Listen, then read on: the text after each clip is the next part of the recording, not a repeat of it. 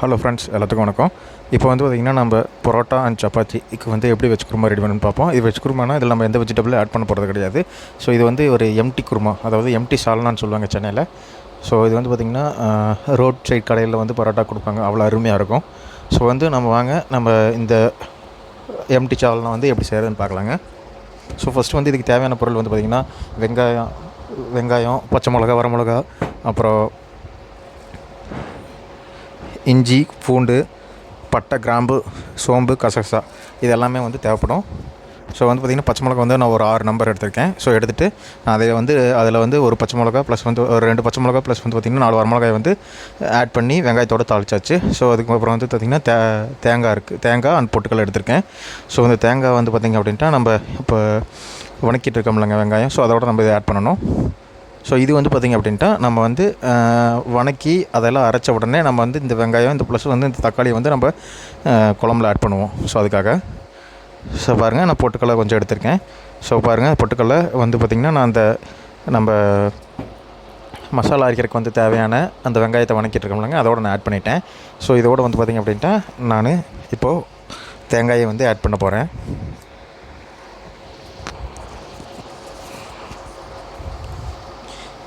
இப்போ பாருங்கள் ஃப்ரெண்ட்ஸ், நான் தேங்காய் ஆட் பண்ணிட்டேன். ஸோ நீங்கள் வந்து தேங்காய் ஆட் பண்ணி ஒரு 1-2 நிமிஷம் வந்து நல்லா நீங்கள் கிளறி விடுங்க.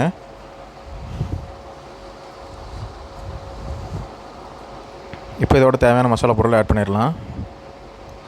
ஸோ இதுக்கு வந்து பார்த்திங்கன்னா நம்ம வந்து ஒரு அரை டீஸ்பூன் மஞ்சள், 1 டீஸ்பூன் கொத்தமல்லி பவுடர், 1 டீஸ்பூன் கரிமசால் பவுடர், 2 டீஸ்பூன் வரமிளகாத்தூள். ஸோ இதெல்லாத்தையும் சேர்த்து நான் ஒரு வணக்கிக்கிறேங்க. 1 நிமிஷம் நல்லா வணக்கிட்டுங்க நம்ம அரைக்கிறதுக்கு வந்து எடுத்து வச்சுக்கலாம்.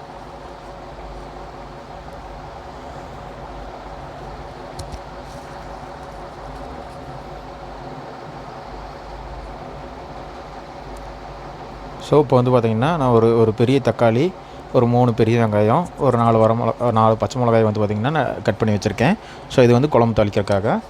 ஸோ இப்போ வந்து பார்த்திங்கன்னா வடக்கல்ல நான் வந்து எண்ணெய் ஊற்றி இந்த பட்டை, கிராம்பு, சோம்பு இது எல்லாத்தையும் வந்து நான் ஆட் பண்ண போகிறேன். ஸோ இதுக்கு முன்னால் வந்து பார்த்திங்கன்னா நம்ம வந்து அரைக்கிறதுக்கு எடுத்து வச்சுருக்கோம்னா அதை வந்து அரைச்சிடலாம். ஸோ இங்கே பாருங்கள், இந்த மாதிரி நைஸாக அரைக்கணும், பருன்னு அரைக்காதீங்க, இந்த மாதிரி நைஸாக அரைச்சி எடுத்துக்கோங்க. ஸோ இப்போ நம்ம ஒரு வடக்கல்ல நம்ம வந்து ஏற்கனவே எடுத்து வச்சுருக்கிற அந்த பட்டை, கிராம்பு எல்லாத்தையும் போட்டு கூடவே வந்து வெங்காயம், பச்சை மிளகாய் எல்லாத்தையும் சேர்த்து வணக்கலாங்க.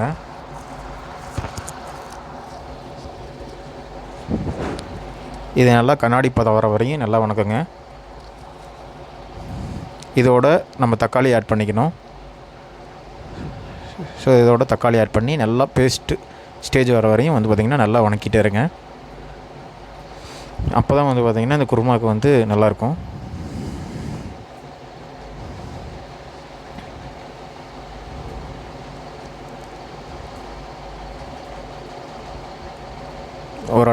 ஓரளவு வந்து பேஸ்ட் ஸ்டேஜுக்கு வரணுங்க.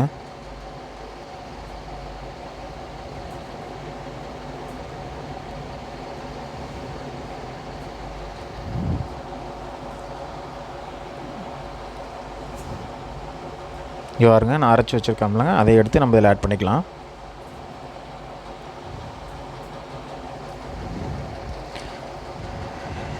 ஆட் பண்ணிவிட்டு தேவையான அளவு தண்ணி சேர்த்து நம்ம வந்து கிளறி விட்டுக்கலாங்க.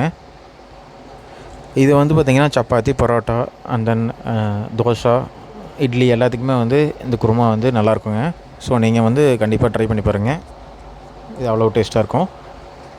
ஸோ இதில் வந்து நீங்கள் தண்ணி ஆட் பண்ணிக்கிறேன்னா பண்ணிக்கோங்க. சில பேர் வந்து தண்ணியாட்ட குழம்பு இருந்தால் நல்லாயிருக்கும், சில பேர்த்துக்கு வந்து கொஞ்சம் கெட்டியாக இருந்தால் நல்லாயிருக்கும். ஸோ அதுக்கேற்ற மாதிரி உங்களுக்கு எந்த டேஸ்ட்டில் இருந்தால் அதாவது எந்த ஸ்டேஜ் இருந்தால் உங்களுக்கு பிடிக்குமோ அதுக்கேற்ற மாதிரி நீங்கள் தண்ணி ஆட் பண்ணிக்கோங்க. இங்கே பாருங்கள், இப்போ நல்லா கொதி வந்துட்டுருக்குங்க.